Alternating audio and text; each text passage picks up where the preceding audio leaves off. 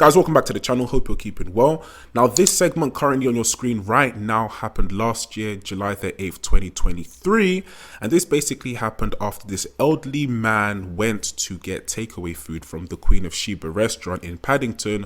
And he was preyed upon by two thugs that preyed upon him for several minutes. And then they proceeded to try and steal his Rolex watch off of his wrist, as you're seeing in this clip. Now, before we proceed, let's just read a little bit of the article so that we can gain an in-depth understanding in relation to this case. This is the moment a grandfather heroically fought off two Rolex rippers by swinging a takeaway bag at their heads as they tried to steal his £18,000 watch. Amin Ben Taib, 30, targeted Christopher Harris for his Rolex Yachtmaster in Bouverie Place on July 8, 2023, a year after he was due for deportation, a court has heard. Mr. Harris was targeted after he brought food from the Queen of Sheba restaurant in Paddington and carried it to an Airbnb where he was staying with his wife and granddaughter. This video shows one of the men peering through the windows of the restaurant before following Mr. Harris back to the front door of the Airbnb. As Mr. Harris takes his keys out of his pocket, one of the men seen hovering in the background moves forward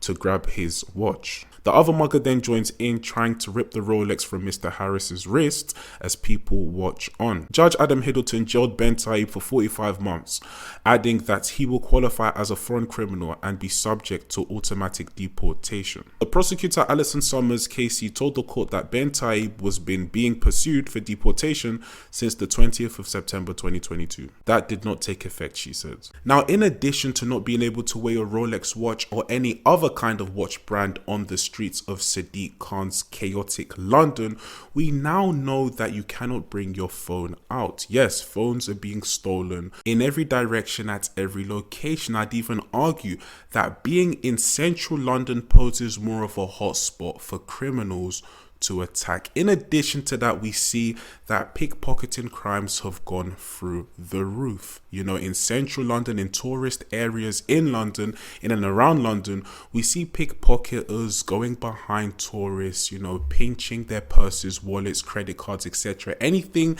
that they can get their sleazy hands on, they end up stealing and spoiling the experience for a tourist that simply just wants to come to London and enjoy the view. Now, whilst these crimes continue to occur on the streets of London, Sadiq Khan again seems invested in foreign affairs. Like I've said previously, he's invested in making foreign adversaries in Trump. And in a recent interview that he conducted, he's talking about J.D. Vance, basically saying that if someone shows you who they are, you should believe them. Well, there's a lot to unpack there.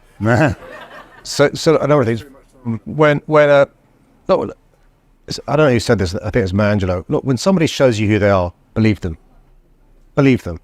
When Donald Trump showed us who he was in, all those years before 2016, we should have believed him, right?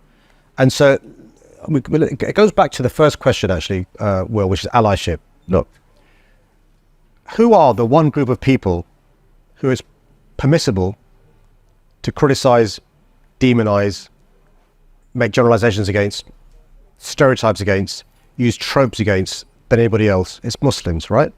And so what these people are doing is, because it's not acceptable, it shouldn't be anyway, to go after black people anymore or Jewish people anymore, they're going after Muslims. And we've got to be alert to the slippery slope here. So J.D. Vance, brackets, the man who said, childless, cat-owning, whatever, right? That's his view of women. So we can't be surprised that's his view when it comes to London or Muslims and so forth. And the best rebuttal to that is the most sophisticated, intelligent electorate in the world have chosen this guy 3 times. That speaks for itself. But, Will, in many of our leading sectors, there's skill shortages. Yeah. Even if we train up every single person who's out of a job, even if we get back into health, everyone who's healthy, even if we, can somehow get all those out of work into work, there will still be vacancies. Now, unless some of us are willing to have 7, 8, 9 children and accelerate their growth from 0 to 18 in a short rapid time, we've got to have a conversation about immigration. We've got to be honest about this. Now, there are some sectors where there's a shortage. I'd like to have devolution where some parts of the country don't want immigration, may not need it. That's fine, right? So those parts of the country that do, there's another conversation about those areas where there's gaps and how we can fill those gaps. Combination of skilling up, combination of some migration. And remember my own experience. Migrants do not come here to sit in their bums, right? They tend to be young, they want to work, they want to contribute, they pay taxes, national insurance and so forth. And also because they're young, fit and nimble, they very, very rarely use public services, right? And that conversation has not been had. By the way, here's the irony. Nigel Farage, he married a foreigner. He married a German woman. It's okay for him, not for you and me. So if you fall in love with someone from India, or someone from China, or someone from Pakistan, it's a nightmare bringing your loved one here to this country. And so, those are the sort of conversations we've got to have. There's asylum seekers, there's refugees, there's students, there's tourists, there's family reunion, and so, I support Liverpool like all good South Londoners. Right? I support Arsenal. We've benefited from work permits, right? Arne Slot and before him Jurgen Klopp. Mo Salah, thank God of work permits, right? 35 goals a year the guy scores, right?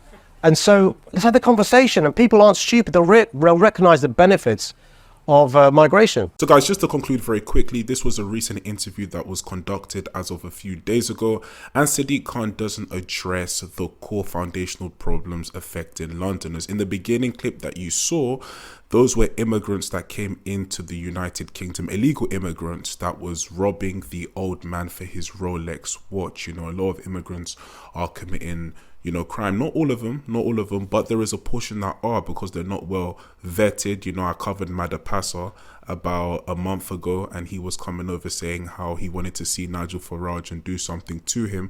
So there's clearly been a problem of unvetted immigrants in the United Kingdom. In addition to that, mass immigration puts a huge burden on the public sector. There's so many more points that I can delve into, but it just seems as if Sadiq Khan, again, is just not focused on the real matters at hand in London, and his mind is super focused on foreign affairs or more immigration coming in, and he's not really tackling the problems that Londoners face, which is a shame. But anyway guys, like, comment and subscribe, and I'll catch you at the next video.